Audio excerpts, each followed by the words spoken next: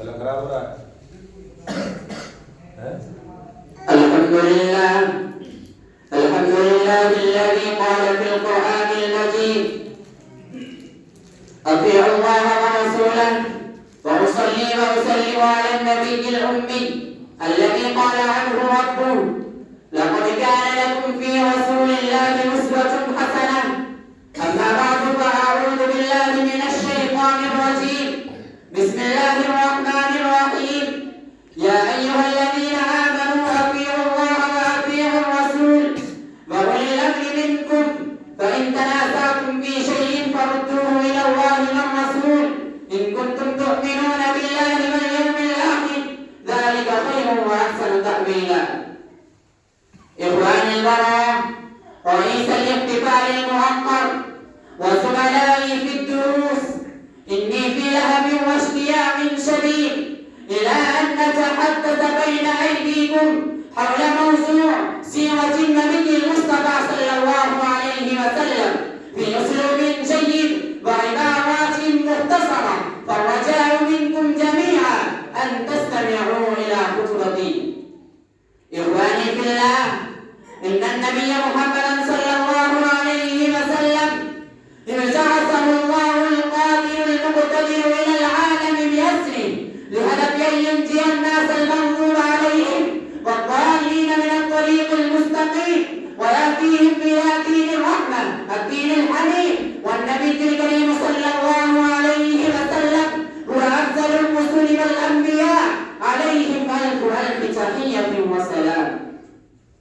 تولد نبينا وحبيبنا محمد صلى الله عليه وسلم في مكة المكرمة الواقعة بالحجاز في سنة 570 بعد المسيح، وكان والداه ينتسبان إلى بني هاشم من قبيلة قريش، وهي أفضل قبائل العرب في الموطن والمسكن، في المأكل والمشرب، في الرؤية والفكرة. ارتحل والده عبد الله بن عبد المطلب في ذمة الرحمن، والنبي صلى الله عليه وسلم كان في بطن أمه الحنون آمنة بنت وهب.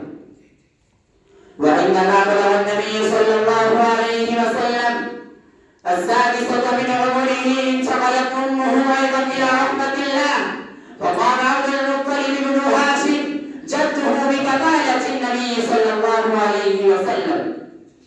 ولما بلغ 8 أعوام من سنه انتقل جده عبد المطلب أيضا إلى رحمة الله، وكفله عم النبي الكريم أبو طالب. إن رسول الله قد اشتغل بالوعي والتجارة حينما كان شابا قويا، وعندما بلغ 25 سنة من عمره تزوج بامرأة شهيرة في التجارة والمال، السيدة خديجة بنت خويلد رضي الله عنها.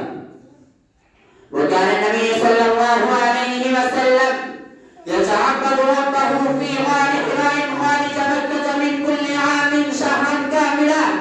أنزل الله تعالى الوحي على قلب حبيبه في حراء وسنه 40 سنة كاملة، وكان ذلك في ليلة القدر التي خير من 1000 شهر، كما يقول الله جل ذكره وعلى شأنه في سورة القدر إيضاحا بهذا الأمر الجليل: إنا أنزلناه في ليلة القدر وما أدراك ما ليلة القدر، ليلة القدر خير من 1000 شهر. هذه الهجرة صارت سببا وحيدا لانتشار الإسلام في شبه الجزيرة العربية وفي النبع المسكون كله، وانتقل الإسلام إلينا كابرا عن كابر، فهذه نعمة الإسلام التي وصلت إلينا فنشكرها ولا نكفر. وبلا أختم كلامي، والسلام عليكم ورحمة الله وبركاته.